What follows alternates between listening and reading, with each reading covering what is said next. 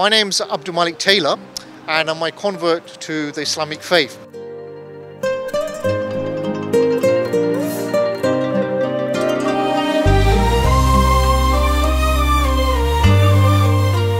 Now, when I converted to Islam, I was asking the different Muslim communities, the brothers, the sisters, what do they know about their Muslim heritage in Britain? They knew nothing, which was quite shocking to me. And I took a step back thinking, why is that? They were rushing to go to Alhambra in Al-Andalus. And it was from that moment onwards when I started to investigate, do research with regards to Muslim heritage of Britain. In doing so, the path that led me to where I am now, I actually became Britain's first professionally qualified Muslim tour guide. I became Muslim at the age of 18, but I was actually fasting before I became Muslim at the age of 17. Kind of like experimenting with Islam, you could say. So as a non-Muslim, I fasted Ramadan. I did become Muslim when I was 18. At that time, I was with the police. And what happened was there was a Turkish Muslim in there, and I was asking them questions as well. And they said to me, they didn't know much about Islam, so they weren't really much practicing themselves at that time. I said I could go to the mosque and meet the Hoja. I go, what's Hoja?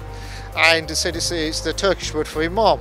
I thought, oh, okay then. So I did go with the parents to the Turkish mosque, the Ramadani mosque in Shacklewell Lane in Dalston. But the Imam came out, he only spoke Turkish, and I think got lost in translation somewhere, and he said, would you want to become Muslim? Do I believe in the 5 pillars of Islam? Did I see far better than my upbringing, which was of the Hindu faith? I was a practicing Hindu, and I grew up in a semi-Jewish neighbourhood in Hackney. I went to a Church of England school. Religion which I had least exposure to, that was I was becoming more inclined to as well.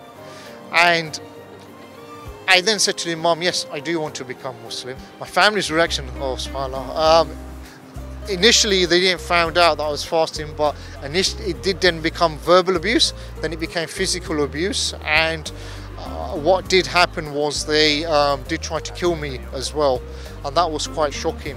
When I say that, people think, was I in India? I go, no, this was in London, I'm born in London I am. We had a dog, and that dog's lead, which was like the chain one, was used against me repeatedly. You know, it was repeated the physical abuse was, and there's no words to minimize the experience. I had to leave for my own safety because I couldn't be in that family home no more. But having said that, even when I left the family home and I was visiting the mosque, people would say if you go to a mosque you get solace, for example.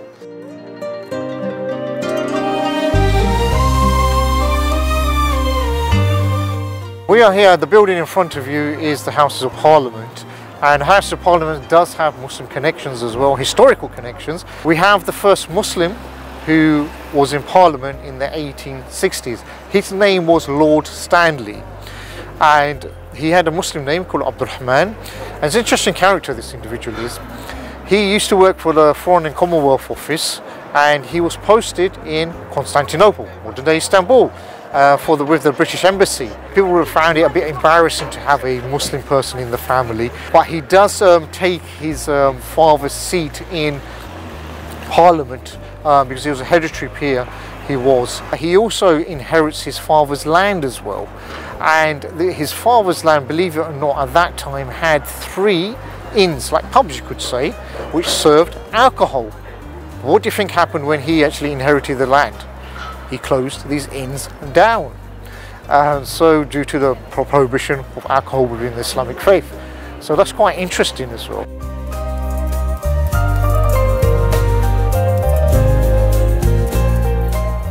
We've just seen over here a Ottoman cannon, although it's mislabeled as Turkish cannon, and it does have an inscription here. And it actually it says on the cannon it was taken by the British Army, not stolen, but taken by the British Army from Egypt in 1801. However, there is an inscription there on the top of the cannon itself in Arabic, but it does also state that on the placard in front of it, it states there that Turkish gun made by Murad, son of Abdullah, the chief gunner in 1524, taken in Egypt by the British Army 1801. The gun is inscribed, the Solomon of the age of the great Sultan commander. So this is talking about Sultan Suleiman. The dragon guns to be made when they breathe roaring like thunder. May their enemies' forts be razed to the ground. And at the bottom of it, it has year of Hijri, the Islamic calendar date 931, which corresponds to 1524.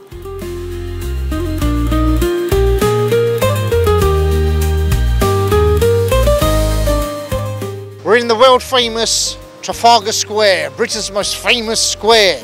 But did you know the name itself is Arabic in origin? Trafalgar, which means edge of the cave. We also have in Trafalgar Square Nelson's column, and there's a Muslim connection there as well. If you look at the top of his hat over here, just from up the top, he's always got something pointed out, sticking out, and that's known as a chulak basically, and this is made of diamonds. And this was given to him as a gift by Sultan Selim III. This did go onto the National Maritime Museum in Greenwich. However, some burglars broke in there in the 1950s, and now we don't know where it is.